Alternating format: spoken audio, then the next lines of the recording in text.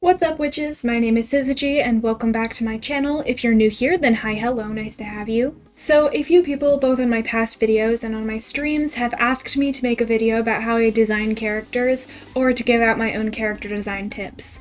And though I would say I'm not like a super great character designer or an expert or anything like that, I feel compelled to share my own ideas, tips, inspirations, and experiences, especially since a lot of people seem to want me to. So let's not dilly-dally too long and just get right into it. So we're gonna start with tip number 1. Steal. Okay, that's a joke, don't steal other people's ideas. The actual tip number 1 is take inspiration from things you like. In my case, I'm a big fan of Lolita, LGBT, gender nonconforming, yami kawaii, pastel, violence, horror, and men harake themes in my work, and often take inspiration from art, photos, and stories that embody these different aesthetics and themes and then implement them into my own work. A big part of the art you create is going to be inspired and informed by things that you like, aspire to replicate, and also just your general interests. I think that the whole, you can't take inspiration from blank because that's copying and not allowed and unoriginal, that complaint, I think it's a little bit stupid. This is because there's like a huge difference between seeing art of a, for example, blonde curly-haired character that you like and then implementing those aspects into your own character design versus if you were to just copy the entire character design entirely. Inspiration is not a crime, and even wearing your inspirations on your sleeve and being open as to what inspired you is not, like, illegal or immoral or something. If you liked aspects of my work, for example, I wouldn't mind if you were to take some of my ideas, like, for example, maybe the purple shading, the eye style, or the dark themes, and then use them as your own, provided that you don't draw too much inspiration from me, to the point where it can be confused. So yeah, look at things that you like and then draw inspirations from different aspects and details that you can, and then implement them into your own work. Along the same lines as tip number 1, character design tip number 2 is going to be take from multiple sources. One thing that I see people making a lot of mistakes in is drawing inspiration from just like 1 or 2 sources, to the point where it can be considered copying or is uncomfortably similar. You see this a lot when it comes to popular television shows, movies, books, and popular artists, which in turn, because of their popularity, have a lot of people maybe taking a little too much inspiration from them. You see this especially a lot in younger circles that heavily feature kids who will often just see things in a fandom that they like and copy from that source to make their own characters. I did this as a kid myself. One thing that you can do to avoid drawing too much inspiration from one or sometimes dual sources is to combine aspects of many different pieces that you like. One way to do this is to compile a large inspiration and reference folder for your art.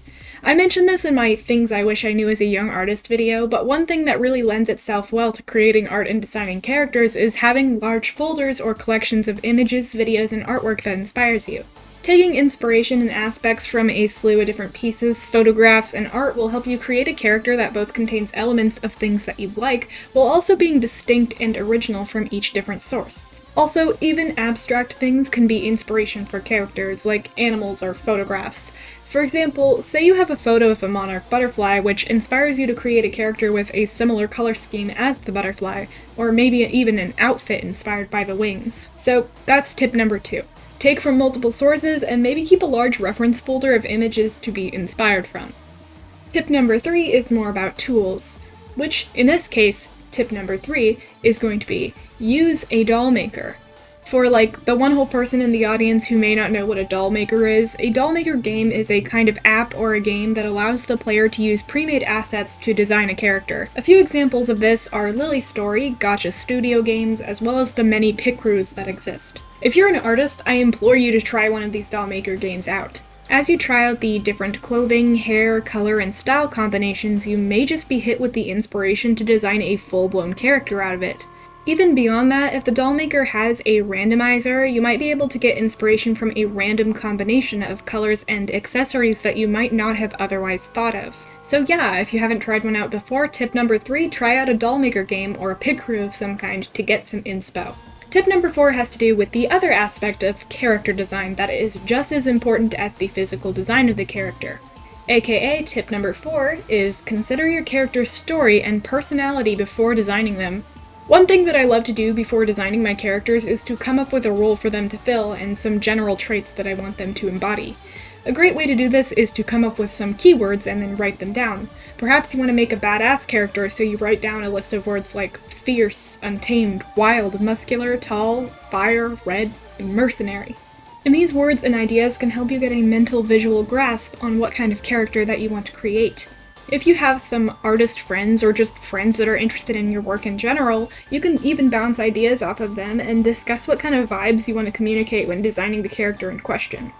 If you're trying to design a character that's part of a world of other already established characters, I even suggest that you consider how they might interact with others in your world. A great scenario to imagine is like a party or a get-together. How would your new character act at a party, and how would the other characters in the scene react to your new character? Something to definitely consider when designing them. So, come up with some personality traits and design traits, perhaps by making a list of words or by imagining characters in different scenarios and scenes.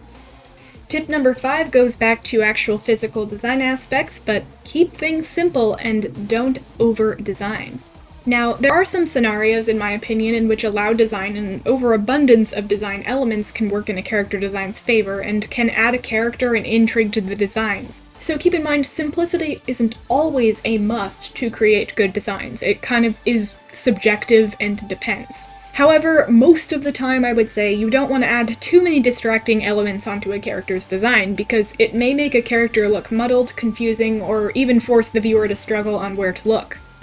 A way to help is to come up with 1 to 3 different main aspects that you want to focus on, and have other design additions be more subtle. For example, if you have a human or a humanoid character, you might want to focus on the face and the eyes and the hair, so that you make these elements pop.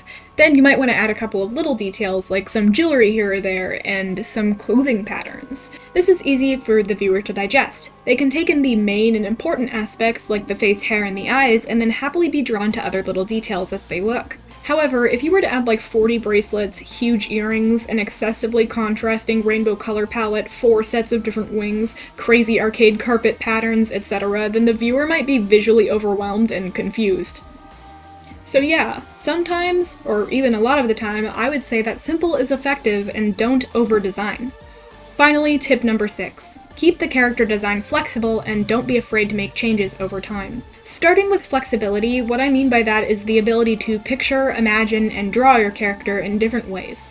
For example, if you have a character that wears clothes, think about the style of clothing that you want to draw them in, as well as maybe different outfits and hairstyles. With even more flexibility, you could imagine what your character would look like if gender bent, or what they would look like younger or older. Imagining them in different scenarios can help you build up a stronger vision for both their personality and design aspects. On the topic of not being afraid to change details, let me explain what I mean. Design flexibility is an important thing in art, at least in my opinion.